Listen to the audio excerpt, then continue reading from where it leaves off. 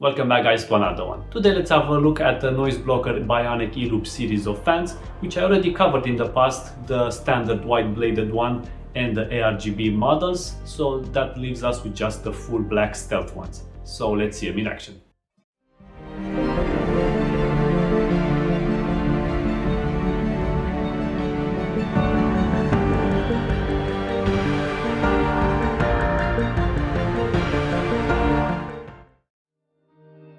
These are by now such an easy fan model to recognize thanks to their intensive development that Noiseblocker did with this Bionic E-Loop series, where more than ever form follows function. With so many patents and innovative specs under their belt, now you can have them in an all-black paint job. While the standard Bionic E-Loop series comes in a variety of specs in either 120 or 140mm frame sizes, the Black Edition can only be had in the PS PWM trim. The overall packaging theme and design are the same as seen in the past, with excellent branding and detailed specs. Regarding the included accessories, each fan comes with two fully braided modular cables of different lengths, 20 and 50mm long, and the mounting hardware, which consists of 8 anti-vibration rubber plugs, sleeves and 4 long Phillips screws. As for the 120mm PWM fans, they are identical in specs and performance with the previous white bladed models. The same continuous blade design is incorporated, which now has a glossy all-black finish. The frame is made from PBT 30%, and I'm not even going to attempt to pronounce that, which is basically reinforced fiberglass. While the impalers are made from polycarbonate plastic resins called Macrolon, think of Lexan armor stuff. This combination ensures a tough but light casing for the fans to last as long as possible. Zooming in on the corners, the fans use the same rubber pads to reduce vibration, also in matching black versus grey for the standard ones. We also notice the 4-pin plug where the extension cables will connect. The 6 blades have a portion on each of them cut out on the exhaust side to improve turbulence and airflow. As for the rotors, they use their own magnetic bearings, Nano SLI Gen 2, which are also dust resistant.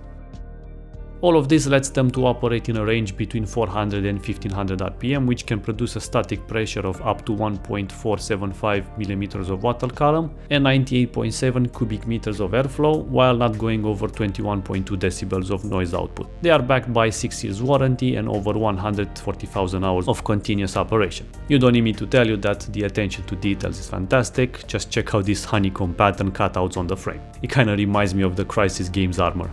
As you can see, the included screws are long enough for a variety of cases and applications. Given their overall theme and design, they should match perfectly with a sturdier build, like I did in this Silverstone Alta G1M case that I'm going to review soon. The way I'm gonna test them today is mostly as case fans at 30, 50 and 80% RPM respectively. All of them were connected to a SATA powered PWM splitter, so the signal was identical across all 3 of them. Then everything else was set in stone to eliminate any unwanted variables, as in the AMD stock cooler was set at 60% RPM. Ambient was around 17 degrees Celsius and the CPU was locked at 4 GHz across all cores with 1.05 volts. As you can see, the CPU temp results scale gradually and proportionally with the direct airflow that comes from the fans. The same scenario is repeated in AIDA 64 because R23 proves to be almost as demanding as the stress test, so the numbers are basically reconfirmed. Depending on the title, a gaming load scenario will put a lot of variation of the CPU, so here are the averages for the same RPM points. Also worth mentioning that the fans do affect positively the GPU, despite the fact they don't blow direct airflow onto it given this case's design. The final test of course revolves around the noise levels. Here is a live noise sample across all the main RPM points.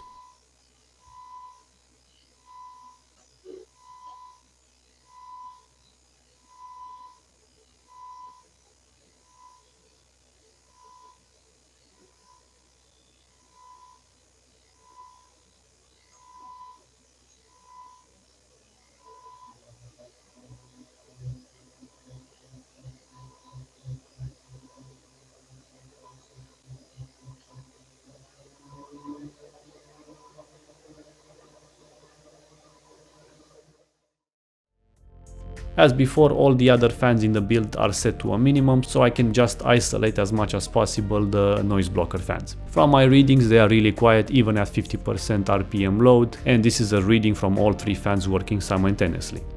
They become audible at 80% RPM, which is normal for any fan of this tier and spec.